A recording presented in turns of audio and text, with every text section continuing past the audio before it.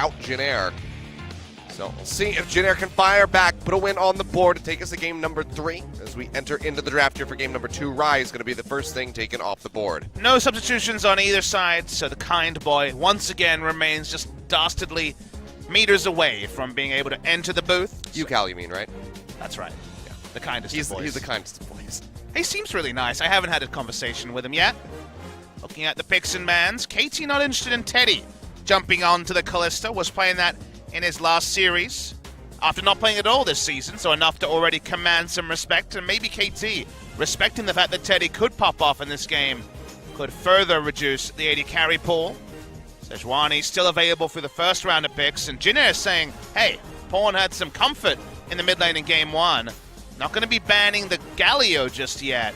Galio lasting quite a long way through, as if Galio or Sejuani is not banned on blue side, there may be a trade or a first pick for Jin Air GreenWings. Well, Vladimir, second one there from KT. I don't want that on the board again. And we will see Galio taken away as well here by Jin Air. So pretty similar bans, just going to be swapping out the Malzahar for the Azir this time around. But do you ban Sejuani or Grace's Zoe is the question that might be pondered here. Sejuani would be my first thought because we've seen some playstyles to actually try and shut down the Zoe. What is Pawn going to say about this? They're waiting till the last moments. A lot of disagreements here about how to approach. They ban away the Azir, so they're actually going to leave Zoe up and potentially be a new matchup into the Zoe here coming through. If it's to be first picked by Jin Air, Grace would certainly love it, but Sejuani for Umti is also another power pick. Hasn't been winning them games, but he has looked good on it in a vacuum. So, see the disagreements there on the Jin Air side as well when it comes to those two. They do end up prizing the Zoe above the Sejuani. Okay, yeah, they'll go straight for it. Locking that one in, so very likely to see the Sedge just coming through here. Ezreal Sejuani was what you'd be expecting. Powerhouse picks right there. And then Kha'Zix something on the side of Jin Air, you would have to think. When it comes to best AD carry available, still it's the Kog'Maw if we want to see Teddy go that route. He hasn't been opting into Kog'Maw this season, and the Varus would be a bit more lane strength. So I could see definitely something like Kha'Zix and Varus, unless they want to move away from the Kha'Zix. They've been taking basically first rotation whenever it's been available. And here's some disagreement on it. Ezreal versus Vayne has always been that Vayne skill lane. Okay. They're going to take the Vayne again, 1-1, but the last performance, definitely one that commanded a lot of respect. Surprising AD carry pick, but it is Teddy. Teddy's Vayne. I mean, he shattered the damage charts with that Vayne and said, you know, if you want to play Vayne, just tumble forward and you kill people. That was his advice. It was very Korean advice from Teddy there, but we'll see if he can have success with that pick, because tumbling forward into a Sejuani doesn't sound great, but we're actually going to see the Jax taken away here, as the Sejuani's already there for score, so we'll see that potentially for Umti in the jungle. And then a return to Talia, this time by Pawn, to try to dodge lane against the Zoe. So the Jax is the one we should talk about, because Kha'Zix will go unpicked and unbanned for the first time in a Jin Air series in this particular game. And the reason for that is probably to find space for the Vayne. Vayne and Kha'Zix would be two threats that can be trained down by, say, a Sejuani ultimate or a round of damage from Ezreal or Talia, whereas Jack's a lot more sticky, takes a lot longer to die, is very flexible with his gap close and his different clear options. Is going for a bit more teamfight focus rather than the early snowball, respecting the Sejuani. So they do look past the Kha'Zix the first time in a while. And now KT Rolster might actually be looking for some orange support of their own when you see a Braum ban, and Mada already has an MVP on orange support. Taking their time with this one.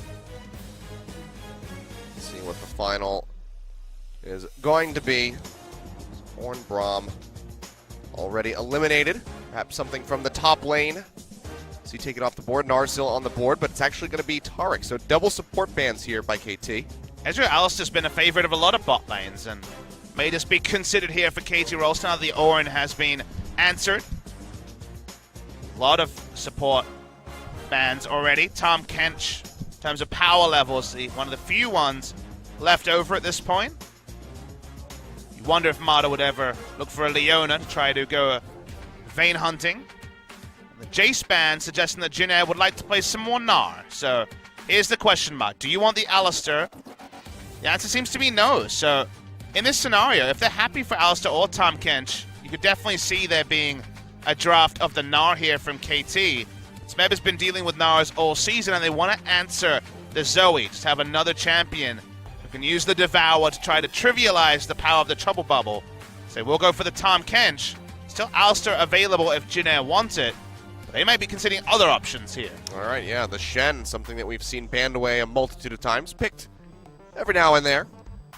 Could just see the Shen come through, and that's going to be a flex pick for support or bot lane. Gangplank also around. The Gangplank also available. Shen could still be taken. I'm very interested to see what support they take. Vayne's lane presence isn't the strongest, so you'd think something with lane presence here would be smart. So blind pick Gangplank against Smeb can be risky. Wonder if he'll just go into the Gnar, if we'll see something new from Smeb, who has been operating on a different champion pool than most in this particular meta. Less carries than you'd imagine when Khan's walking around killing everyone. There's the All-Star you were talking about. Does get locked in here for Wraith.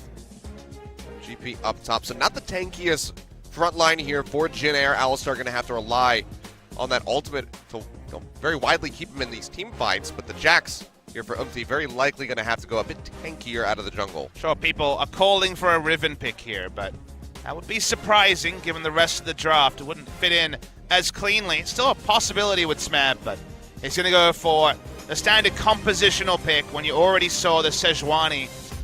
It wasn't like Kingzone's draft where they heavily banned Engage and then went for the Riven to really force a 1-3-1 or 4-1 situation. So it's going to be Gnar against Gangplank, which so far has been tending a little bit more towards evenness, which does favor the Gangplank, all things considered. Jin Air does have good pick CC from the mid lane, the bot lane, and the jungle. So Vayne and Gangplank is a lot of scaling damage, and Zoe scales insanely as well. But KT, probably going to be fleet footwork on the Sejuani. Talia, let's see if the Weaver's Walls can be on point this time from Pawn. KT really want to do a lot of stuff early game, pre-2 items for Jin Air. That's probably where KT have the biggest inroads towards growing a Golden. I fully expect Pawn to be a bit more proactive with those Weaver's Walls, trying to make plays around the map. We'll see if he can get things started as early as we saw from Jin Air in the last game, going for those level 3s. Then try to lock somebody down. Wouldn't have too much escapes for the Gangplank there in the top lane.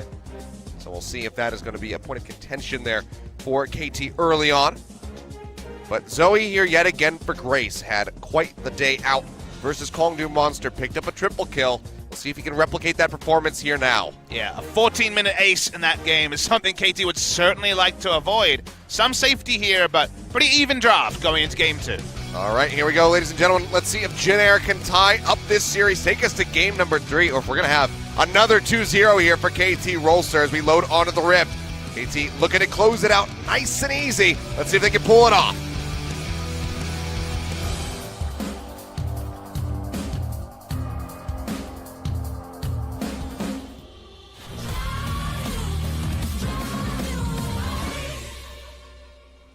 소환사의 협곡에 오신 것을 환영합니다.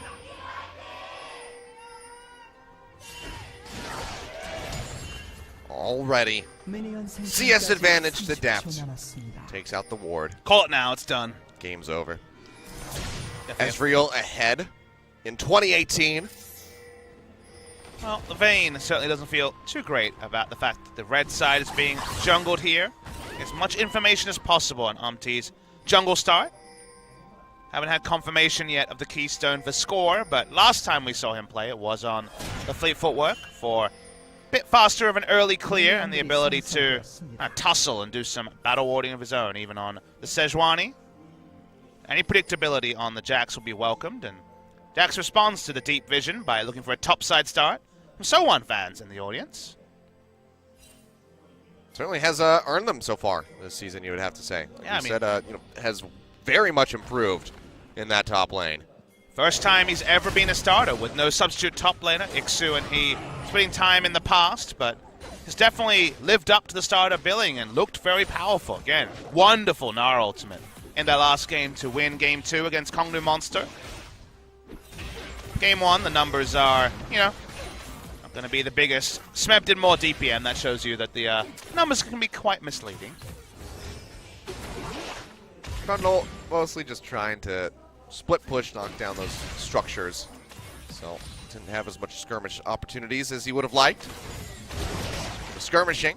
It's going to have a bit of back and forth here. This is actually a bot lane that we might be interested in watching this time around, Papa Smithy. Usually it's a bit Resident Sleeper, but this is going to be a little bit more PogChamp potential. A lot of outplay from Vayne Alistair.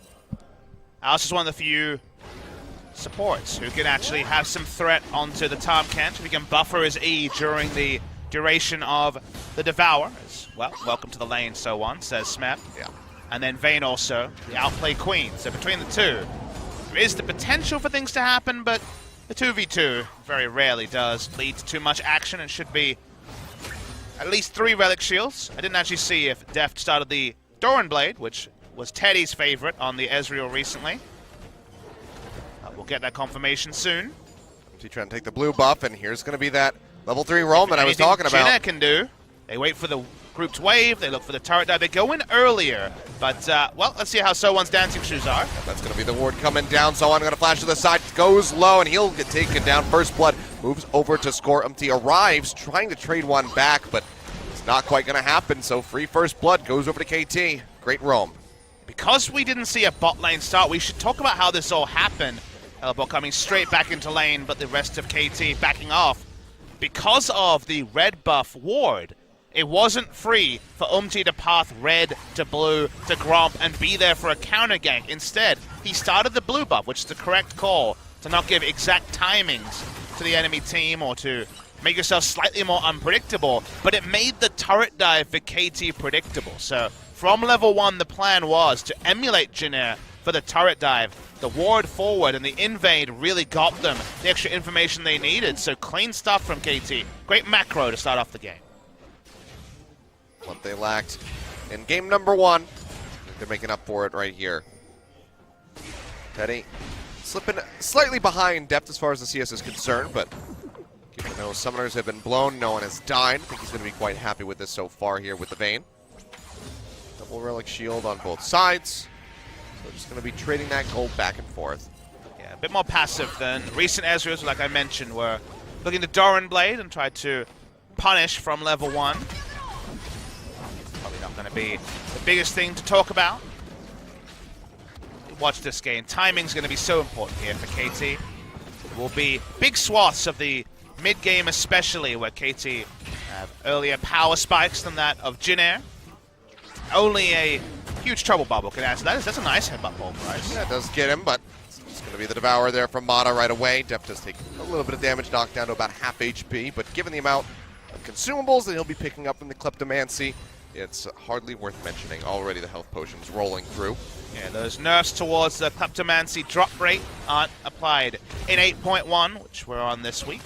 Have to keep mentioning it because when we start rolling into other regions, they will all be on 8.2. So NA and EULCS most prominently will be in the future, and maybe we'll see some things shut down. As speaking of shutdowns, up top is going to be the counter-strike there. Umti already using the leap strike, flashes in, gets the stun in on Pawn as Grace does arrive. Triple bubble not going to connect, goes in onto the Wolf and Pawn. He's going to be in a bad spot. Big shove does knock Umti away, flashes away from Grace, but he is just going to get picked off here as Grace does find the kill. So another aggressive roam looking for that top lane pick onto the GP, gets turned around by Jin Air. This one was a bit straightforward for Jin Air to deal with. Nice counter roam coming through. The moment that Jax walked up, you would think that they would abandon ship, but they continued to invest. They tried to turn, even after the first paddle star went down. Wasn't going to be enough to halt the invade in its tracks, and that means that Jin Air actually gets something ahead in the blue side jungle that at this point should be owned by KT. They have 3 control wards in the area invested for vision control, and yet give up a free kill to Jin Air. That's the mistake that goes against the smart setup that got them first blood. A lot of depth. Probably thinking right now, I guess we have to be the ones to carry this one home yet again. Survive the laning phase, make sure that Teddy and Wraith don't get much of an advantage here. Try to transition that into a win. Unlatch comes through, Mata taking just a little bit of damage, but Teddy, as you might expect, is more interested in clearing out the minions, trying to stay as close to depth as he possibly can with this Vayne. At the moment, just going to be down about 6 as he starts pushing in towards that turret.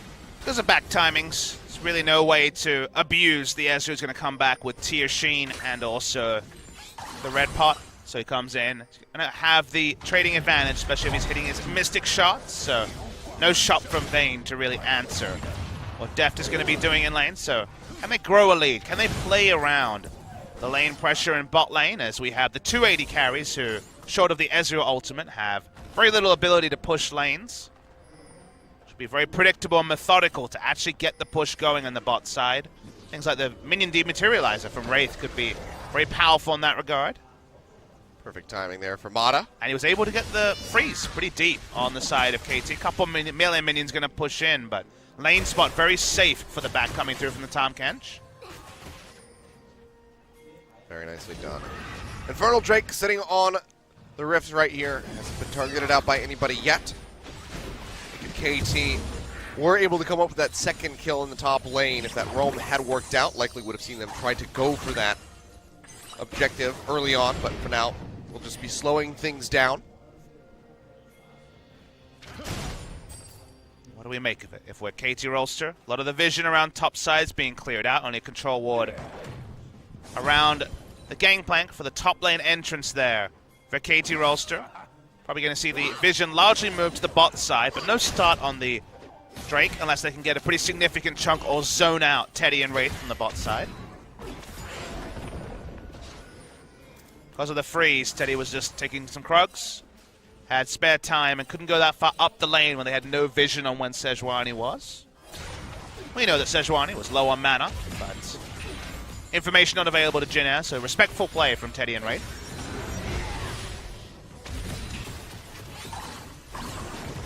See the true shot barrage there coming out to continue pushing in.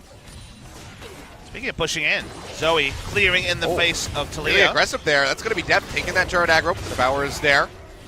Helps keep him healthy and alive as he just keeps firing away with the Mystic shots, chunking Wraith and Teddy down. Level 5 on the Owl, so that's why they went aggressive. They had the level lead, but that lead is now answered by Wraith. And in the meantime, Umti was able to steal away the red buff after a good poke from Grace. So a lot happening across the map, but not the chain feeding like we saw in Game 1. KT happy to not be on the receiving end of that yet again. And you can see Deft and Mata just really ruling the lane at the moment. Nothing that Teddy and Wraith can do. That's Mystic Shot accuracy has always been something he's been heavily complimented for. It's going to make Teddy and Alistair, Teddy and Wraith, their laning phase very painful. Alistair, unless he's engaging, doesn't offer a lot.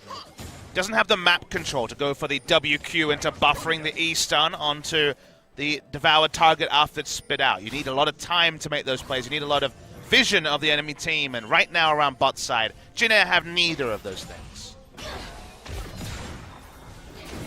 Well, that's going to be the headbutt pulverized, but the arcane shift comes through.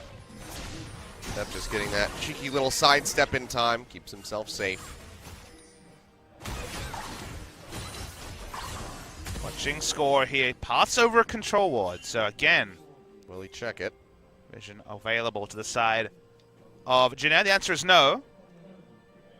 Gonna walk up. He's waiting outside of vision. This is very smart from Jin Air, and the research here is great. Do not see Jax, as you can see. This is toggled vision for KT. Seems like they're still just going to go ahead and peel back. Smeb nowhere near transforming. Looks like he's exhausted at the moment, so going for a dive without the Meganar ready to go would be potentially ill-advised. But now they're going to be drawing up pawns, so it seems like they might still be looking for this. He still has not seen Umti, who's doing some real good vision hugging. I think he sees him now. Yeah, should spot him out. Yeah. So he decides, screw it, I'm just going to push up to the turret so they don't even attempt to go for the dive just in case one of us gets taken out. Double pulverize coming through there from Wraith, and it's a nice little trade there onto Deft, does Teddy. For that final hit through Silver Bolt, but can't quite get the third. That's a BF sword, and Deft has been opting into a lot of tumble trades, so not actually winning the trades as hard as you might imagine. Sorcery on Deft here, so could be the Gathering Storm, which has been a favorite both for Jin Air and against Jin Air, famously, with the long game times. Would have paid off a lot in Game 1, because it went 40 minutes, that's when the rune really starts to get a lot of value. While they haven't been able to kill the turret, which is why we saw Score and Pawn so heavily around the top side, they were able to get it low. They get the Rift Herald, and this instant pop on the Rift Herald saying, well, let's end the laning phase right now. Yep, just going to go ahead and finish off the turret with the charge alone. Score clears out the vision. Just trying to accelerate. Umti here, not comfortable going for the Infernal Drake, even with seeing score around the top side of the map. They're still desperate to have forward vision. The first recall was actually KT, so they knew that the Tahm Kench and the Ezreal could be there, Abyssal Voyage in, and potentially answer. It wouldn't have been free. There wasn't enough time to solo it, and his bot lane wasn't there to react. So just a free objective to the side of KT. Nicely done. Punishing the scaling that we've already spent a lot of time setting up in Champ Select. It's already been drafted by Jin Air. Teddy for the moment here, alone underneath the turret. He's subject to a bit of poke here as he tumbles into the missing shot. Two-shot barrage comes through, clips the first few of the wave. Big hit in on the pawn as that Paddle Star starts ripping into him, looking for the other one. Would have killed him probably there. Oh yeah, absolutely. Tries to get the jump forward, but doesn't quite have it. And again, the Pulverize coming through, but the Devourer there to answer. Hibba pulving the wave as well, which is delaying any auto attacks onto the turret, so maximum value from his spell rotation there by Wraith. He'll do that every time it's off cooldown if he needs to. As long as the mana lasts. Score coming for the lane ganks. Sejuani ult available. Both teams going to be baiting. See what happens here. See who has the true jump. Score waiting in the brush. Still have vision on Teddy and Wraith. Score holding, finger on the trigger for that ultimate. Numpty channeling the recall, will go ahead and stop it. Jump forward, Depth gonna get popped up, the Devourer comes through, they gotta get the lockdown straight in onto Teddy, and he is gonna get popped by the look of it. One more hit, nope, flashes over the wall, keeps himself alive. Depth still skirting around the sides of the fight, now turns in onto Wraith, they lock him in with the Sejuani passive, trying to get the kill. Two-shot barrage, Teddy does tumble to the side, keeps himself alive, and now Pawn is joining in the fray. Pop-up comes through, first kill, going over to Umpty as he finishes off Score. Wraith will fall. As Pawn tries to finish off the Jax, one more hit would do it. There you go, Deft able to take him down. That'll be the turret as well, going over to KT. 2 for 1 plus the turret, but a hard-fought win. Yeah, hardly clean, but definitely effective from KT. Will take the turret as well after all of this. Smeb had roamed down to stop Grace from getting pushed in the mid side. The only advantage that actually comes to Jin Air is free farm for Sowan. Desperately want to catch up in minions. The minimap, I think, tells a lot of story here. Score getting the ultimate onto Teddy, you would have thought would have been first blood. That doesn't happen.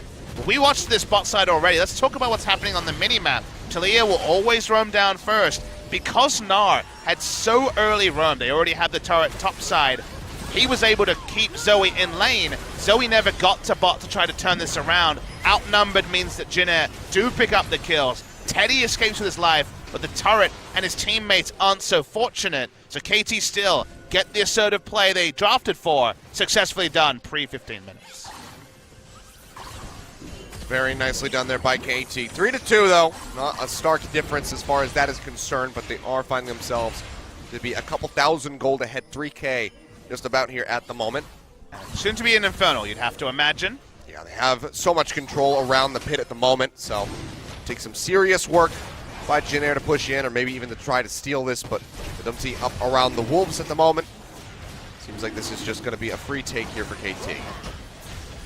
Well, the Jax for team comp makes a lot of sense when you think of a 5v5 phase. The passivity of Jin Air in basically every role suggests to me that we may never get that 5v5 phase at Kilios. Right now, Umti's had to be on the back foot because he's had lanes that were losing, outroamed by Pawn and Score on the enemy side. Couple bubble there for Grace, but the body block for Mata. Fully prepared to take that paddle star to the face if he has to.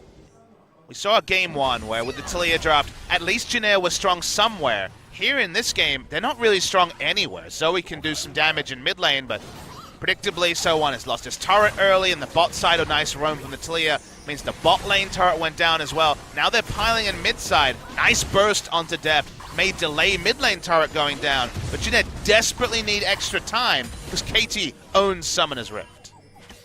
Well, very powerful clearing out the minions here is Jin Air, so hold on to what they can. So I'm trying to get the trade there on the Smeb, but he's just keeps skirting right outside of the range of those barrels, making sure that he can't get poked down. Just trying to be as annoying and oppressive to that GP as he possibly can be, and showing through with the CS. He finds himself at 180. The Pulverize there from Wraith. Gets knocked down to about half HP. Score arrives. Pops him with the ultimate. He'll get locked in. Now Smeb coming in from the backside. Pushes Teddy in. Gets the wall up. The seismic shove from Pawn. They'll take him down. 3 members instantly dead on the side of Jin Air as KT now just have to wait for the wave in order to knock down this turret. When KT has the proactivity and the early game goes their way, they're so good at playing them out. That's the counterpoint to Jin Air in game 1. As they set up around mid lane, Talia had pushed down bot as Weaver's ward come up. Score had cleared all the vision and put down control wards in the enemy red side jungle. They were always going to be able to cut aggressively. 2 people flank Teddy, who will wonder how they could both get there first. But Jin Air continued to be pushed back. KT continued to take over the map. KT tried to sacrifice the minimum in game 1, even with a top laner who couldn't respond.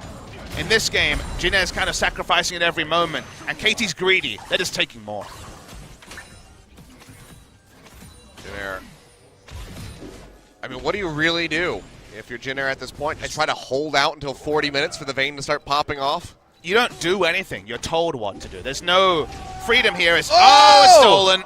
From downtown, depth all the way back in the bases. Thank you very much for the leash, good sir. I'll take that one. Fate has been removed from Jin Air. They sacrificed too much, and when you still need items, I mean, Vayne's got nothing. BF Sword and Zeal isn't going to do anything compared to 2.5 items from Pawn. So on has a Trinity Force, doesn't have anything tankiness or damage at this point. They have control of nothing. At least with the Kha'Zix, while it didn't necessarily make sense for team fights, he could try to tussle with the Sejuani. Instead, it ended up being a farming jungler, and the end result is, to answer your question, they don't do anything. They look for a mistake. They need a pretty big mistake here from KT Rolster, who are immensely ahead at 18 minutes, even more than the 6,000 gold and Infernal Drake might show.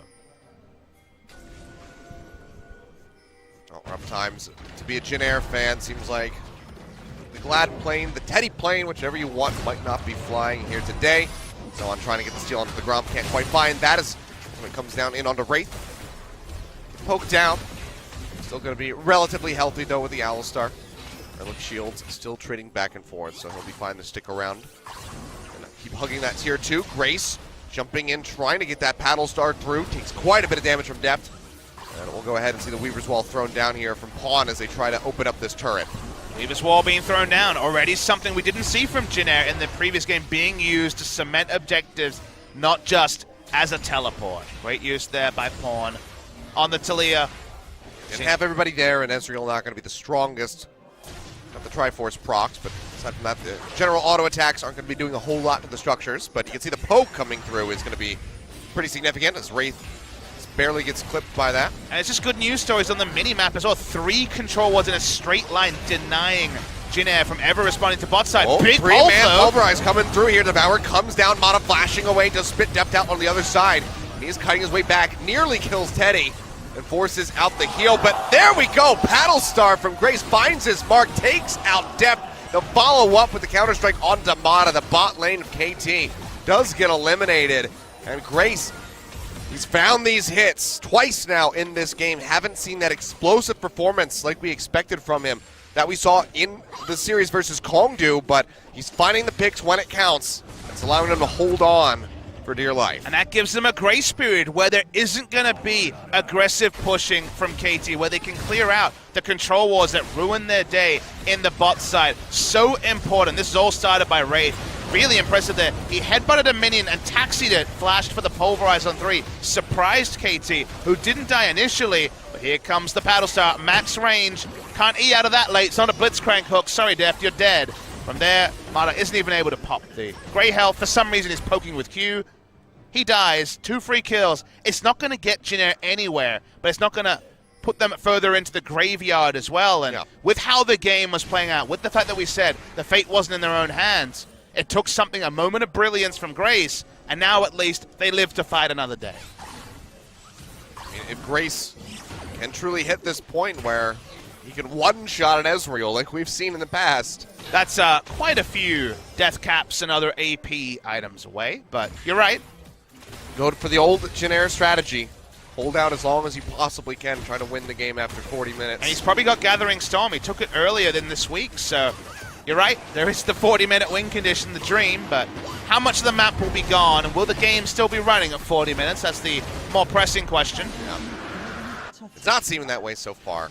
Another Drake picked up there for KT. Ocean to go alongside with the Infernal, and it'll be another Ocean on the way as KT go ahead and take over complete control of the vision around the Baron. Not complete control around the bot side any longer. Gangplank just taking Krugs and waiting for the minion wave to push in. Items are starting to be pieced together from the last time we checked.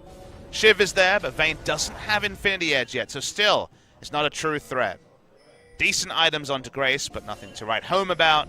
And the Sterix Gauge finished for Gangplank, so a tankier build to try to just survive the laning phase against the Gnar. It's still not true threat onto Deft, unless the Paddle Star is doing the brunt of the heavy lifting.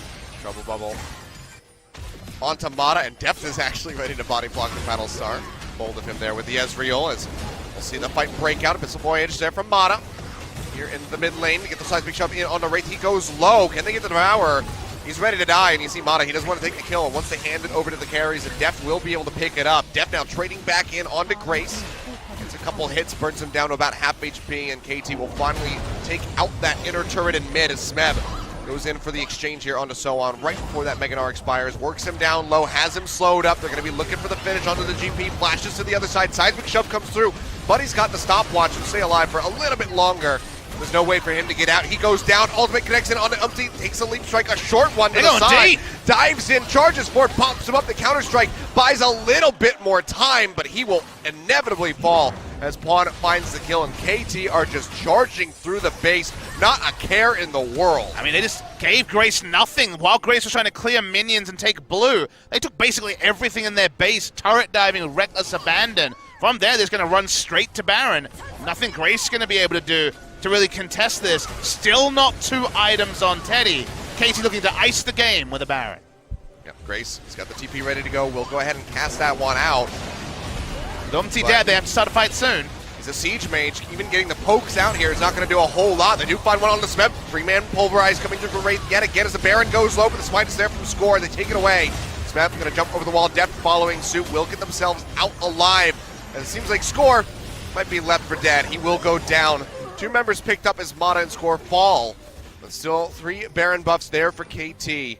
They take the buff for themselves, and now they can start working their way towards the inhibitors. No clean exit plan for KT, but a clean Baron take plan for KT Rolster.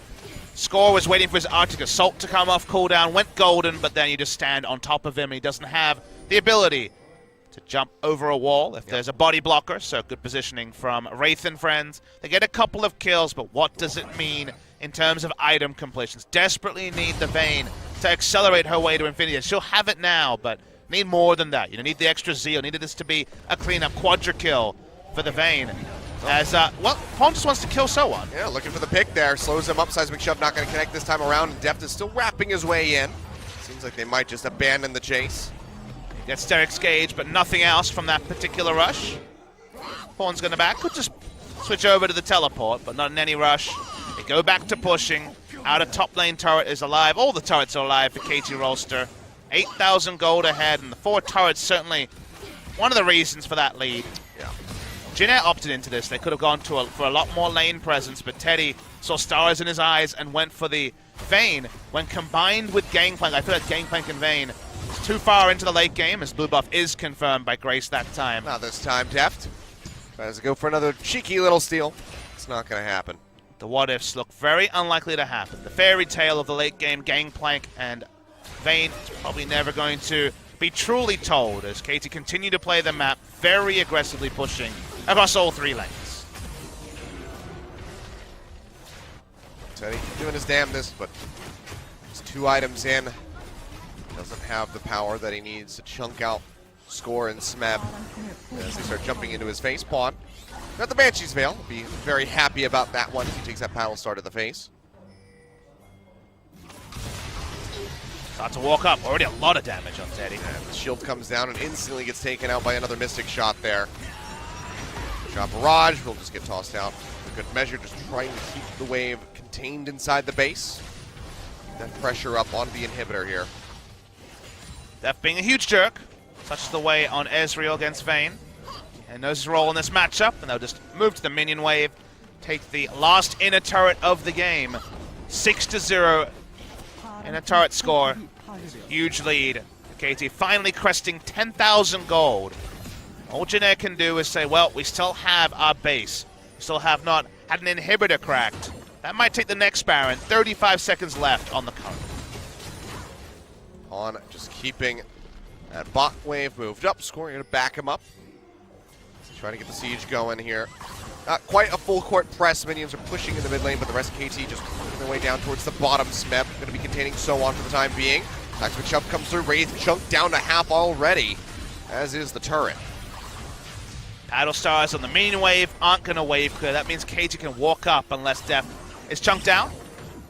Started blocking himself with this siege minion. So waiting for the next and final minion wave. They think they want to ice the turret. The Weaver's Wall on point from Pawn as well. Turret goes down. Scorch is pulling up into the front line. The lockdown and carry if he can. Double bubble not going to hit anybody. Battlestar will clear out the minions, but KT, they don't need them in order to finish this off. The inhibitor will be falling here. 27.5 minutes just about in. It's a slow, methodical choking out of Jin Air, I suppose.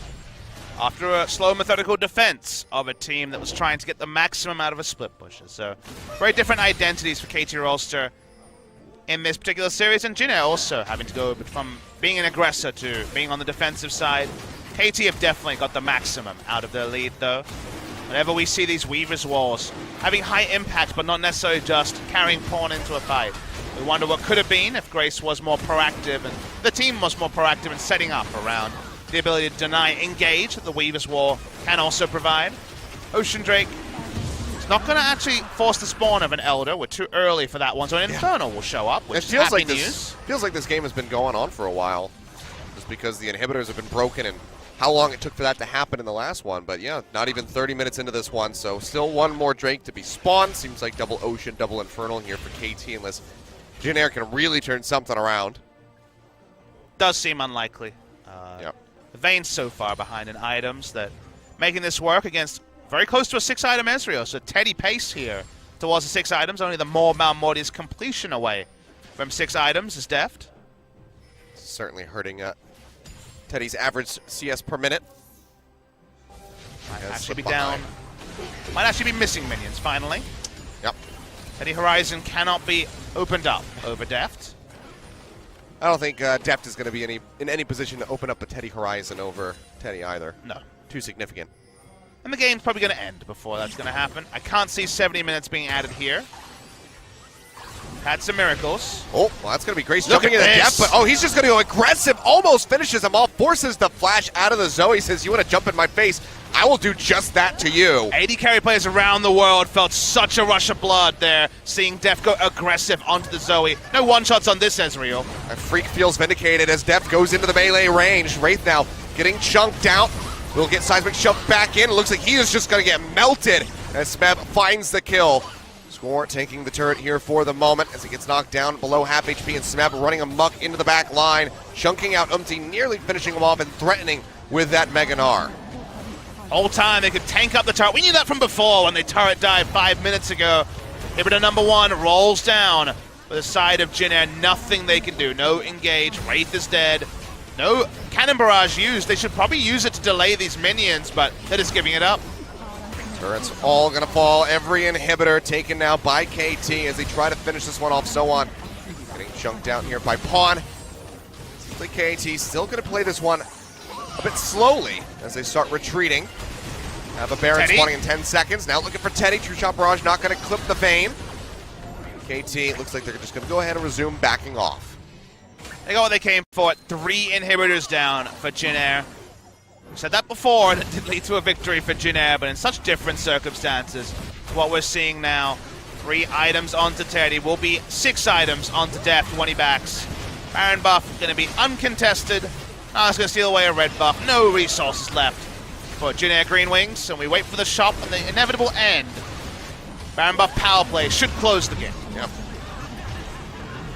And you have to say, I mean, the best score line here on the side of Jin Air is Grace 3-0-1 with the Zoe, but hasn't really been doing much. He's hit a couple of those paddle stars to chunk out members of KT, but that was forever ago. We have had the same score, for several minutes there. Finally, somebody dying, so it's 6-10 instead of 6 to something else. And games like this are supposed to be the counterpoint to you know, the Zoe is overpowered trend. I think Battlestar does too many things, but I don't necessarily think the damage needs to go down. I'm in the camp that it needs to do less damage to minions to stop her from roaming, because in this game, KT as a whole stopped the Zoe from roaming. She's had in mid lane and wave clear. She's not really a side lane champion, and KT won the game around Zoe. We never really mentioned her name because she wasn't consequential in this game. Oh, Speaking of Zoe. Yet again, getting chunked out. True Shot Brush comes through. He goes really low. His score tries to fish for the ultimate to finish her off, but can't quite find it. So Grace very well may end this game deathless, but has had a very lackluster performance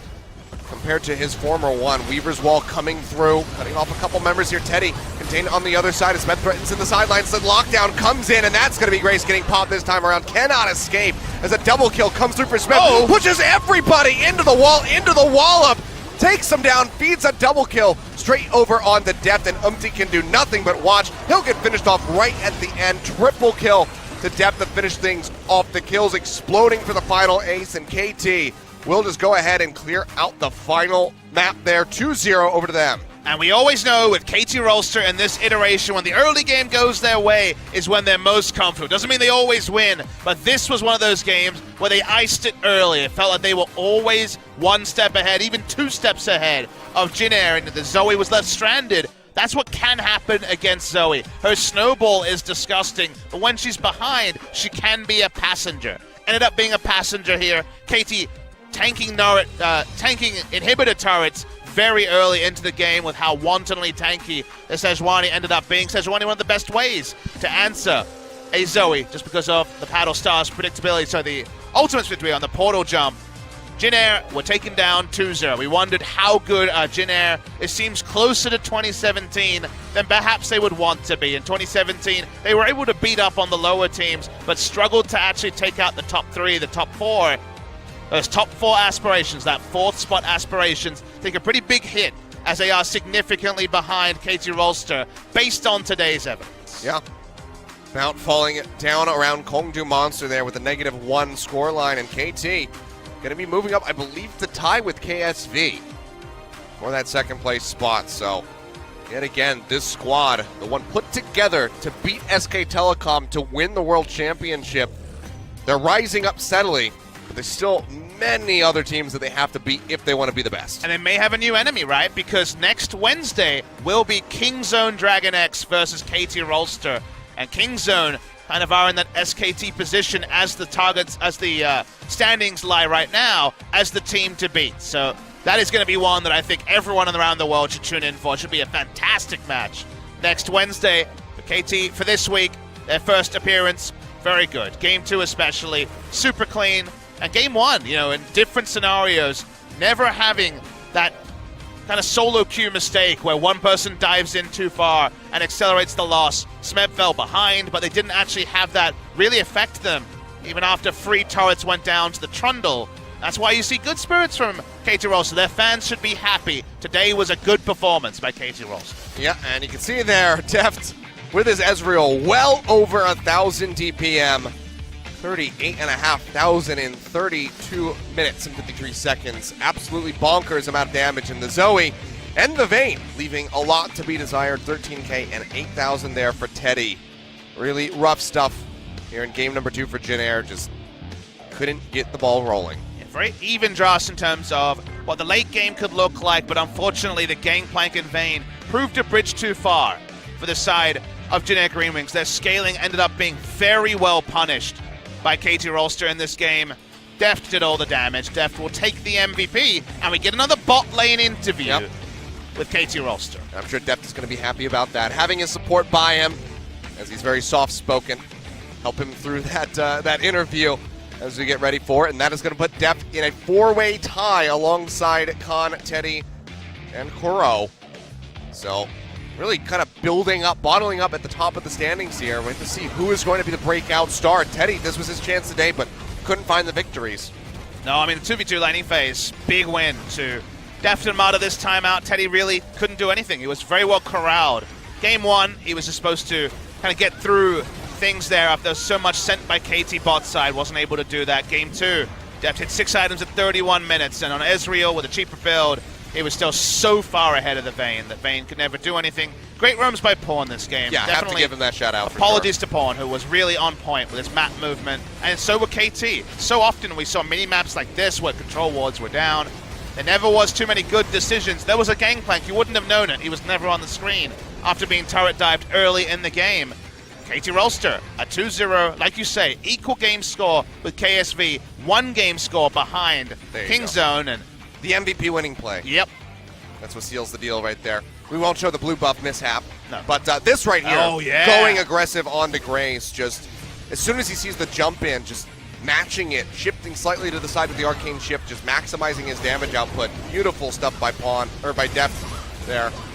And, I mean, showing no fear in the face of that Zoe. I mean, Deft may have a spirit animal in the Alpaca, but he certainly has the champion that he loves in the Ezreal, that he pilots just as well as the other megastars here in Korea. Nice ultimate by Smeb on the wall to try to get them a few more kills. But yep, the bot lane, these guys always are fun to talk to as a duo. Let's see what they have to ask them. All right, well, Joel Discord is back here today, so Joel, go ahead. Take us through this wonderful interview with KT's bot lane. Thank you very much, guys. This is Joel with your interview once again. We're here with KT Rolster, picking up a relatively easy 2-0 this time around. And we're going to have the MVP interview with the most valuable players of this series. We're going to have the KT bot duo, Deft and Mata, here for the interview. KT Rolster's winning formula in Deft and Mata. Right now, you guys are very high up in the rankings. How do you feel? I think we haven't experienced a consecutive win in quite a while, so I'm feeling very happy about that. It feels like everything's going right for KT at the moment with all the team morale looking very positive. Do you feel like you're feeling a lot better nowadays? I think it's alright. He feels alright, that is what he said. So we're good to go on that one. And of course we did say that, you know, even during this cold winter, the heat coming from all the passion from the players made the actual room a bit hot is what I heard.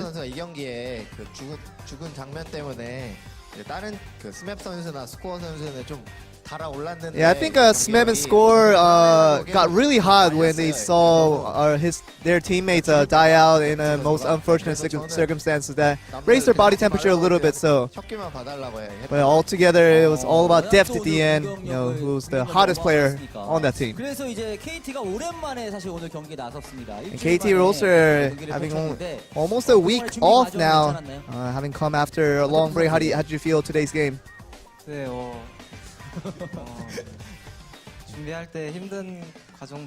There was a lot of struggles in the preparations for this game, but I think if we can repeat what we did today, we should be good to go for the rest of the season.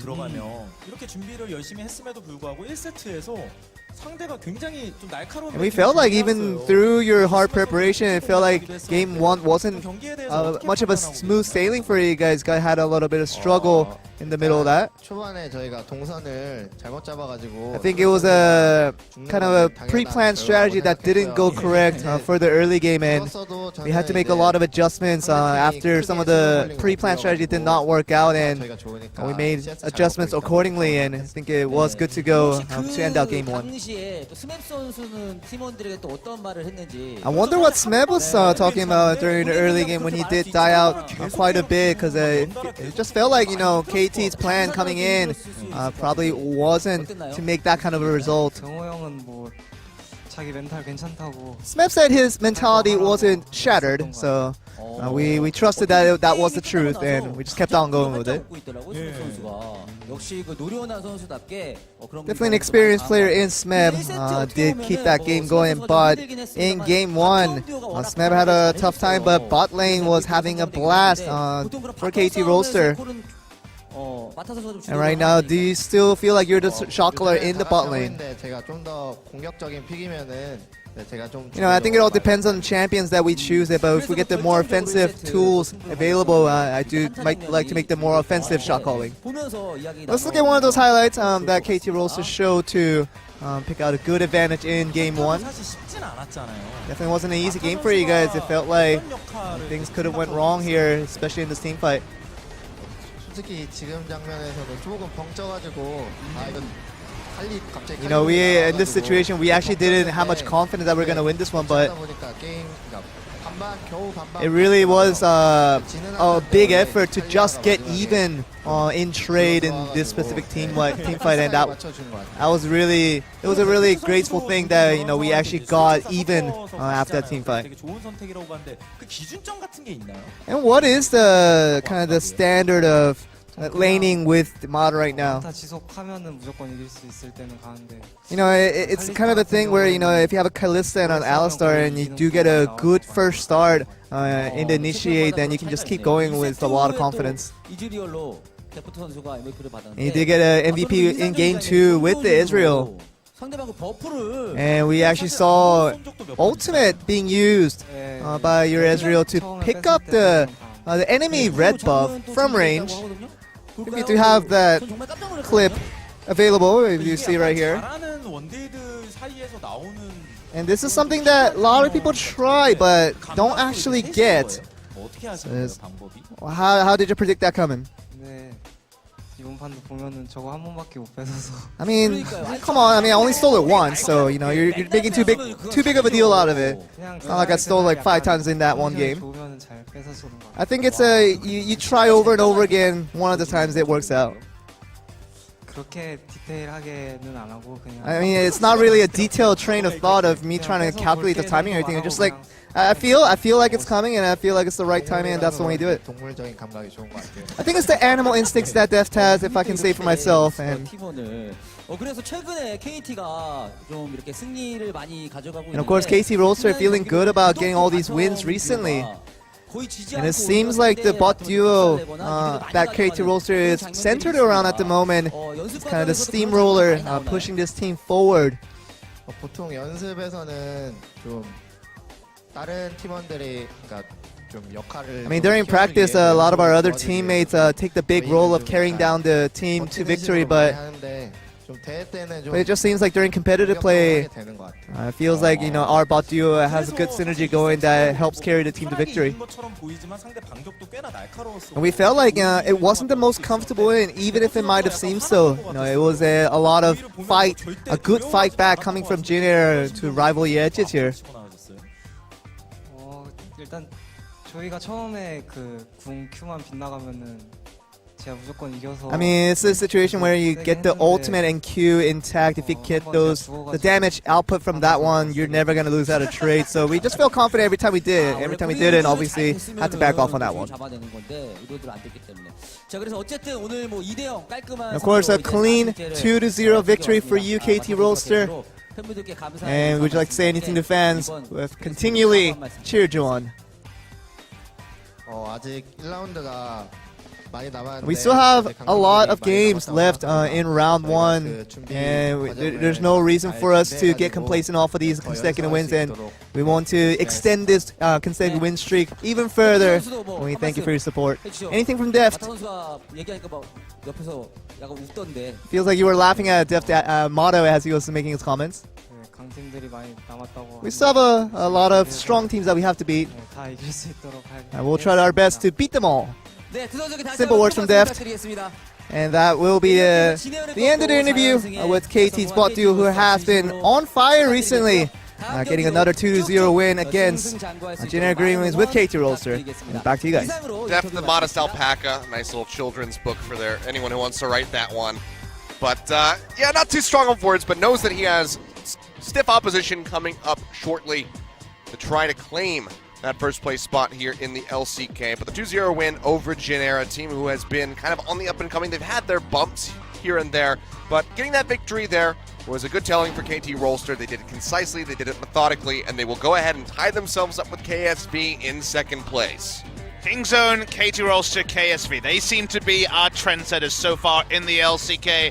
Our second match of the night, though, is about the most surprising development so far of LCK 2018. Bottom of the barrel matchup. Well, it's, there's a lot of different things where if you're not an SKT fan, you can say nasty things about the predicament SKT find themselves in. I think the current fans will say this needs to be a 2-0 for them. It needs to be a comfortable one and needs to herald a new bloom for SKT. Very interesting to see what their roster is also. Who's playing? Yep. Is Wolf going to find his way to the jungle or to the support role? A lot of question marks about SK Telecom. It's been 6 days since we've seen them on the Rift, as they were obliterated by Kingzone Dragon X.